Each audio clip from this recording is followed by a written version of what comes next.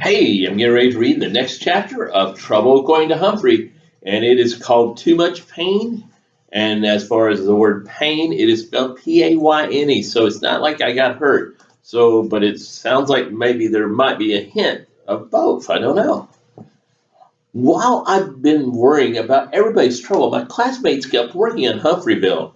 One day, left to go on a field trip to City Hall. How often I would love to have gone along. When they came back, Tabitha, Seth, and Richie made a model park with swings and a slide, a baseball field, and lots of trees. Tabitha must have made dozens of paper leaves for those trees. At the same time, Gail and AJ built a courthouse with pillars made out of the cardboard rolls that come in the middle of paper towels. Miss Brisbane always keeps plenty of paper towels near my cage. Garth, Art, and Heidi made a school out of plastic blocks. It had a playground, too. Humphreyville would certainly be a fun place to live with two playgrounds in it. I wasn't sure what Miranda and Sayeth were working on, but they kept looking over at me and giggling. In fact, their giggling made me uncomfortable. The more they giggled, the more I wiggled, and that made them laugh even more. I was glad to see that Miranda was feeling better. I wished I had felt better. I felt especially bad when on Tuesday Miss Brisbane suggested that Paul spend some time helping Mandy study for the math test she was going to retake. She don't know it all, Paul, she blurted out. He's just a baby. Is not, a voice called out. Art had actually jumped out of his seat and his fists were clenched, though I don't think he was the type to hit anybody. Paul looked as if someone had punched him in the stomach. Miss Brisbane wasn't happy. Sit down, Art. Now, Mandy, that was cruel and uncalled for. I demand that you apologize right now. Mandy hung her head. I'm sorry, she said. Paul's so smart. He makes me feel dumb. You're not dumb, Mandy. No one in this class is dumb. Now, I want you and Paul to sit in the back of the room and go over your test together while the rest of us work on some other problems. This time Mandy didn't complain. She and Paul sat in the back of the room. He went over her paper and quietly talked to her about it. Sometimes she seemed puzzled. Sometimes she nodded her head. By the time math class was over, she and Paul both looked happier. On Thursday, during morning recess, Mandy took her math test again. She worked hard, hard, hard, sometimes tugging at her hair and sometimes sticking the tip of her tongue out a little. I do that too when I'm concentrating. She worked through the whole recess period and then, with a loud sigh, handed her paper to Miss Brisbane. I'll grade it right now if you like, Mandy. Okay, but I probably didn't do any better. You studied, didn't you? Yes. Do you want to stay while I grade it? Miss Brisbane asked. Yes, please, said Mandy. Miss Brisbane took the test to her desk. I didn't move a muscle, but I nervously gnawed on my paws. The teacher's pencil made some marks on the first page, a few on the second page. On the third page, her pencil didn't even move. Mandy sat with her head down on the table. She couldn't stand to watch Miss Brisbane grade her test. Finally, Miss Brisbane stood up. You got an 85%, Mandy. That's a good solid B. Maybe even a B plus. B plus. Congratulations.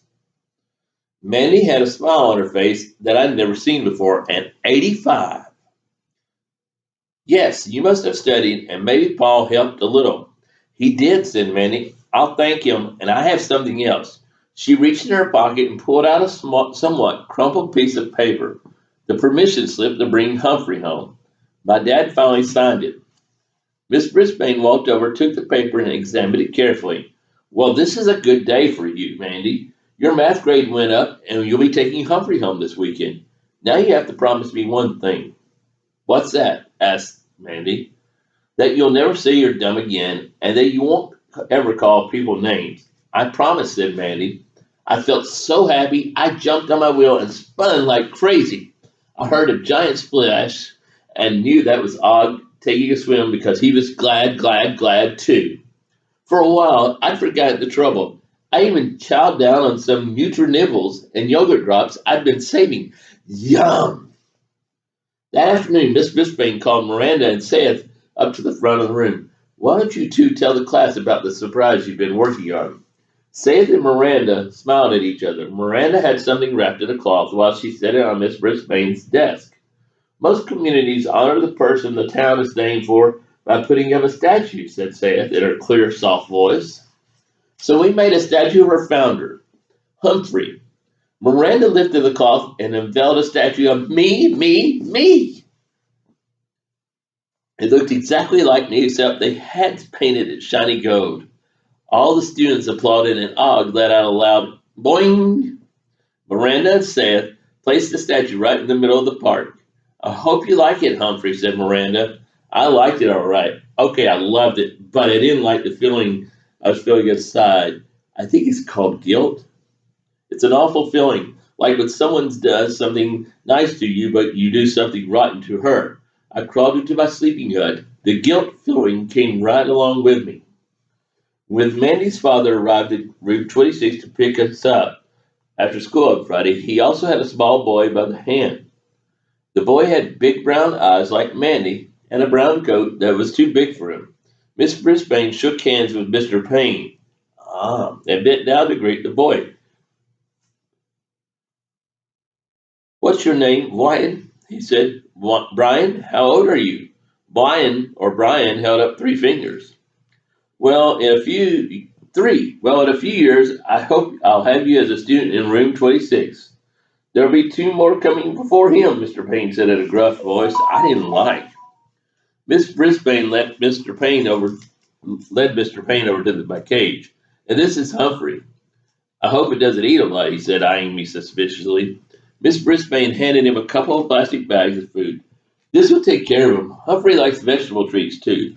Mandy knows what to do, right? Mandy nodded and tugged at her father's jacket. Come on, Dad, let's go. Stop rushing me. You left the twins in the car? Asked Mandy. Had to.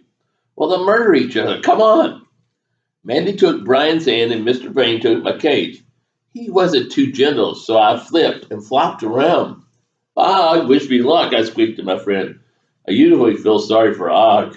He doesn't go home with students unless it's a long weekend because he doesn't have to eat every day.